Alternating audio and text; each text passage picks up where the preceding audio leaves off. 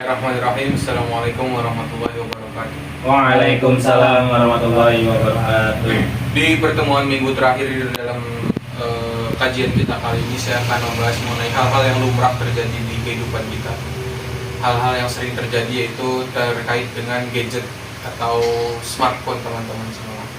Kita seringkali menjadi kecanduan terhadap gadget yang kita miliki. Kita seringkali lupa waktu dengan gadget yang kita miliki. Nah, di sini saya akan membahas dengan dampak buruk atau dampak negatifnya penggunaan gadget.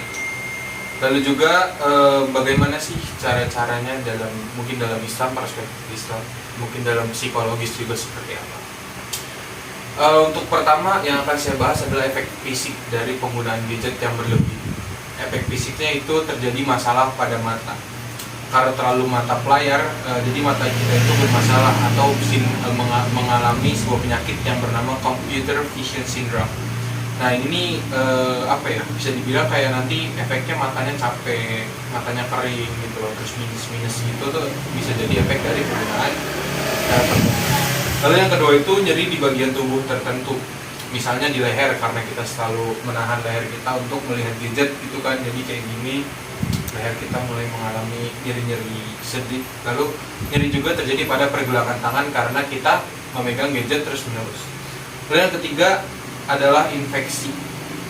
Infeksi ini bisa disebabkan dari transfer antar HP. Setelah kita pegang HP itu kita tidak mencuci tangan dengan benar, itu kita bisa menjadikan sebuah infeksi. Dan yang keempat itu secara fisik kurang tidur, karena sudah dipastikan kita kecanduan, kita lupa dengan waktu tidur kita.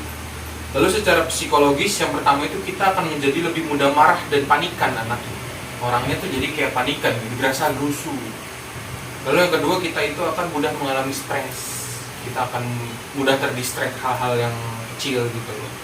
Yang ketiga, kita akan sering merasa kesepian karena berjam-jam itu kita menghabiskan waktu tanpa bersosialisasi dengan orang lain. Kita bersosialisasi hanya melalui gawai kita. Itu juga tidak baik. Lalu yang keempat adalah sulit fokus atau sulit berkonsentrasi.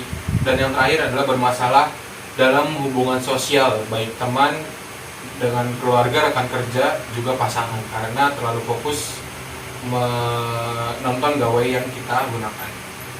Lalu selanjutnya yang akan kita bahas adalah tips-tips bijak dalam menggunakan gadget.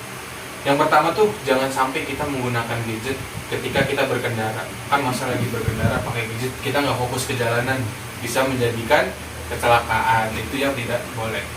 Yang kedua itu kita harus atur dan batasi penggunaan gadget kita. Jadi agar kita tidak dikontrol oleh gadget, tapi kitalah yang mengontrol gadget kita. Lalu yang ketiga itu, jangan menggunakan gadget saat sedang bersama orang lain. Itu kita menghormati waktu kebersamaan atau berkumpul kita. Lalu yang keempat atau yang terakhir adalah kita harus menentukan area-area mana ketika kita harus bebas dari gadget. Misalnya kita ke dapur itu kita nggak boleh bawa gadget, jadi kita akan terbiasa untuk tidak terlalu kecanduan terhadap gawai kita. Mungkin sekian yang bisa saya sampaikan, semoga bermanfaat di pertemuan terakhir ini. Mohon maaf bila ada salah-salah kata selama kajian. Terima kasih pada teman-teman yang selalu hadir. Terima kasih saya ucapkan. Billahi taufik wal hidayah. Wassalamualaikum warahmatullahi wabarakatuh. Waalaikumsalam warahmatullahi wabarakatuh.